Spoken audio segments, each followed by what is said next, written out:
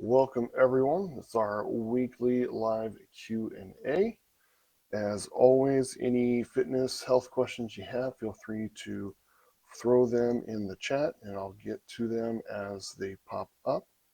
If you're watching on the replay, you can still ask your questions in the chat. I'll get to them on next week's live session, first out of the gate.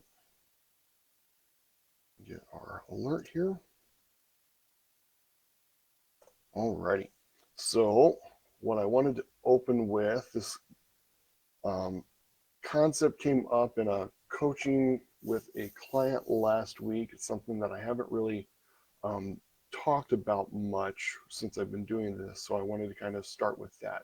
And what it is going into our decision making, our stress threshold, and kind of together with that, our decision making threshold.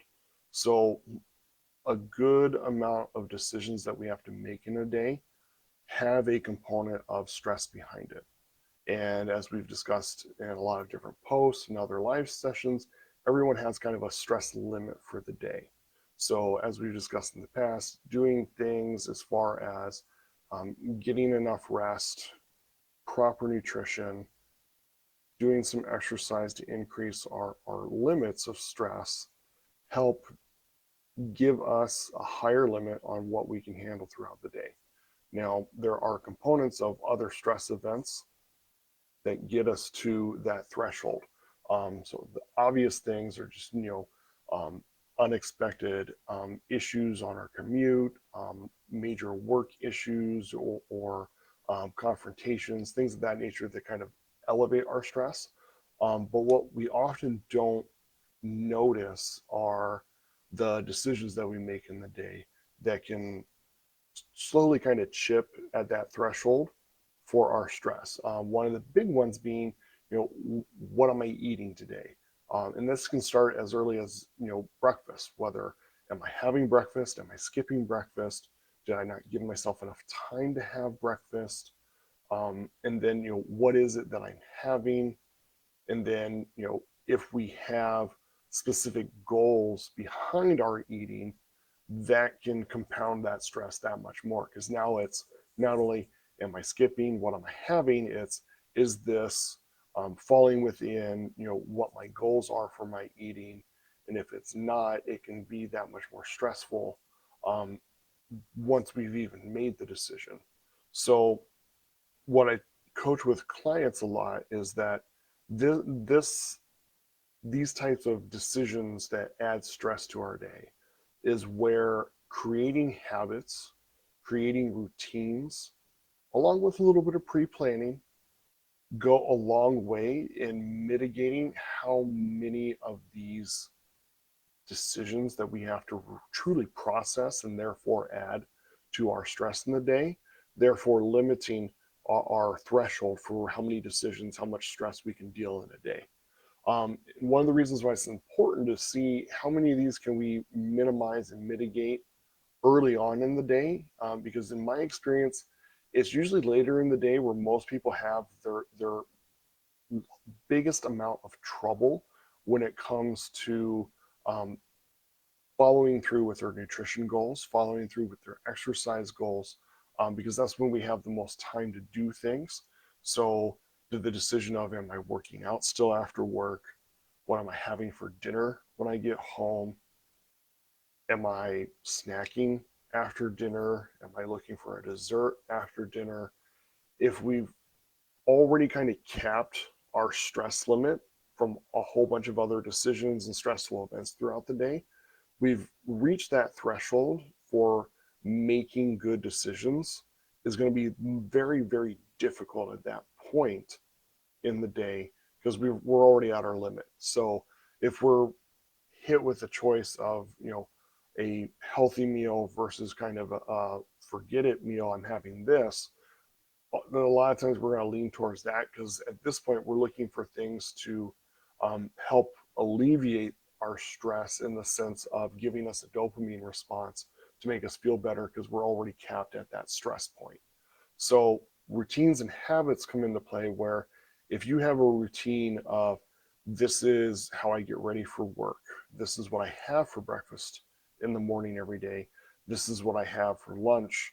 You know, a routine, whether it be meal prepping on the weekend to have things ready, or that you get up at a certain time to do the prep work for those meals day of. Um, all of them apply, but the idea is that the more you can make those decisions already answered before the moment, because we've created routines, we've created habits of, this is when I get up to get ready, this is what I have for breakfast, this is what I make or take or pick up for my lunch. You've already set these patterns in motion, so it doesn't take as much mental bandwidth and therefore stress to follow through with it. And this again becomes big because the more we can make these other things earlier in the day kind of a no-brainer, so to speak, the more brain and bandwidth and stress management we have to deal with, what are we having for dinner? Am I going through the drive-through, or am I sticking it out and making something when I get home? Am I vegging out and snacking, or am I going for a walk? um, all of those components tie into um, having the right habits to make things easier for us in the day, rather than um, habits that maybe they cause more stress because we know they're not what we should be doing, or just that we haven't really made plans. So now we're in kind of constant, fire and problem management of, I got up, I'm supposed to make this breakfast, but I didn't give myself enough time to make this breakfast. What am I going to have now? I'm stressed out from that. Then we go into traffic. We're stressed out from there, which usually will end up amplifying the stress we perceive and when we're in traffic. Other events during the workday, lunch. If you're still, not running on a routine, it's what do I want to have for lunch? There's often a plethora of options if you haven't created a plan of action for yourself. And sometimes some additional temptations where, you know, some friends are going here, other friends are going there. Um, the, the more you can control how many times you actually have to make decisions, the easier it is to actually make decisions when it counts. So you can be sharper for things at work, for decisions that you have to make there. You'll still have some left in the tank for when you go home and you have to make decisions with family members. This is the other reason why I kind of really get into creating routines and habits.